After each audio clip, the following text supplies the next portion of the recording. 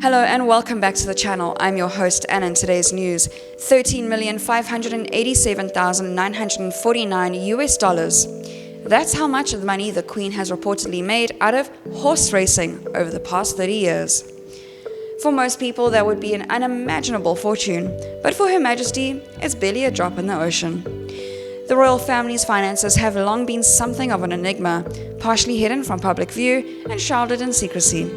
But this week, Harry and Meghan, the Duke and Duchess of Sussex, shock decision to quit as frontline members of the royal family has sparked renewed focus on the Windsor family finances. Namely, quite how much money do they actually have? And where does it all come from? The answers to those questions are far from simple to answer.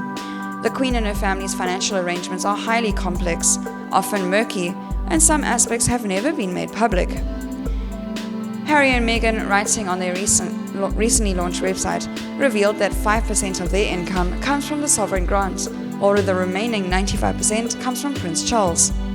Having made the historic decision to step down as senior working members of the royal family, they have announced they will no longer be accepting the sovereign grant, while the Prince of Wales' willingness to dole out a very generous annual allowance to the couple is far from certain.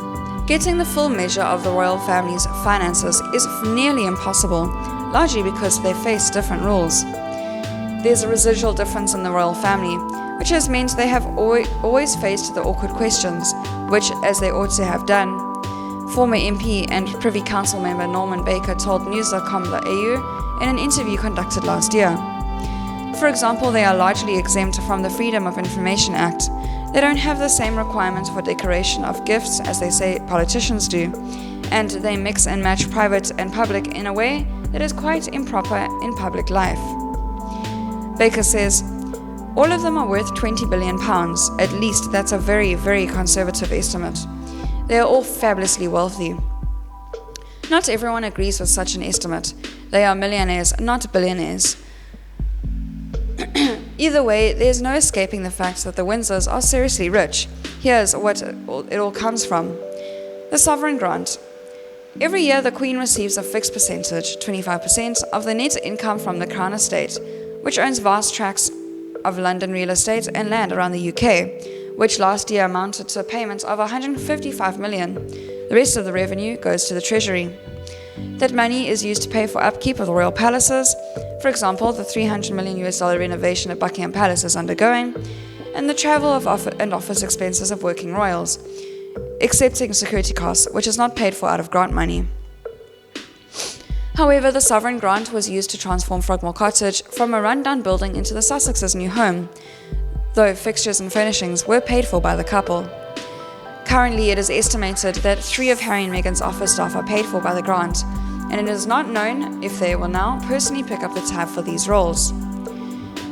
Different members of the royal family face different arrangements.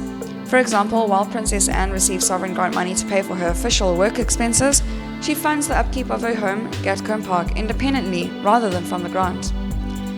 The Duchy of Cornwall. So where does the other 95% of Harry and Meghan's moolah come from? The Duchy of Cornwall, aka the Bank of Dad, dating back to the 14th century, the duchy has been the possession of whoever is the Prince of Wales. The idea being the vast rural land holding would help keep the future king in the style to which he wanted to be accustomed. Charles took control of the duchy in 1969 when he became the Prince of Wales, and that time has transformed the 500 square kilometre estate into a thriving, highly successful business. Last year, the duchy earned Charles $40 million, out of which he in turn gives Prince William and Harry and their wives a combined $9.4 million. However, Charles has faced criticism over the duchy's financial arrangements. Baker, writing in his 2019 book, And What Do You Do?, reports that while Charles pays tax on his income, he is allowed to make deductions from his 28 personal staff and Camilla's clothing and jewelry. Interestingly, the duchy also audits itself. Basically, this is where Harry and Meghan get the money from to buy all of those $2,000 hats and to pay for private jets for mini breaks in Ibiza. However, will Daddy will keep handing over money to his son and daughter-in-law now that they have flown the coop? That remains to be seen. The Duchy of Lancaster. The Duchy of Lancaster is the Queen's private estate and is valued at $1 billion according to the most recent accounts. It's earned her $40 million in the most recent financial year. The Duchy owns a huge swath of real estate in central London, which, as part of famed Regent Street, along with land in Lancashire, Yorkshire, Cheshire, Staffordshire, and Lincolnshire, and other investments. The Queen can do whatever she likes with this money.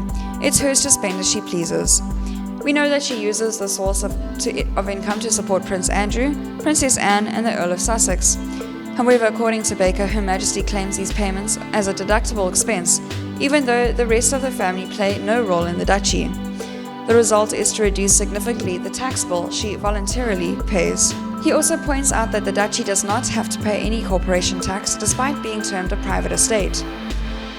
In 2017, when the Paradise Papers hit the headlines, it was revealed that the estate had invested about $10 million in offshore funds. At the time, a spokesman for the Duchy of Lancaster said, "We operate a number of investments, and a few of these are with overseas funds. All of our investments are fully audited and legitimate." Private wealth. Now this is where things get even murkier. How much money the Windsors have socked away in their private bank accounts and investment portfolios is something of a guessing game. In 2015, the Sunday Times Rich List reported that the Queen's investment portfolio was worth $207 million. She also personally owns Balmoral Castle in Scotland and Sandringham House, which have been valued at $200 million and a $94 million respectively. And all of that is before we have even considered the royal stamp collection, art, jewels, cars, and horses. At bequest from a king or queen to the heir who succeeds them does not face being hit with inheritance tax. Baker has written, "The Treasury is estimated to have lost out on the tune of between $37 million and $47 million on the death of the Queen Mother in March 2007. Estimates for how much Prince Harry and Meghan are personally worth are up for debate.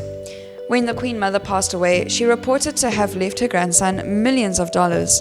When Diana, Princess of Wales, was killed in 1997, her $25 million fortune was left to her two sons. Some estimates put Meghan's worth at around $7 million thanks to her work in suits and property investments." Thank you very much for listening, and I'll see you next video.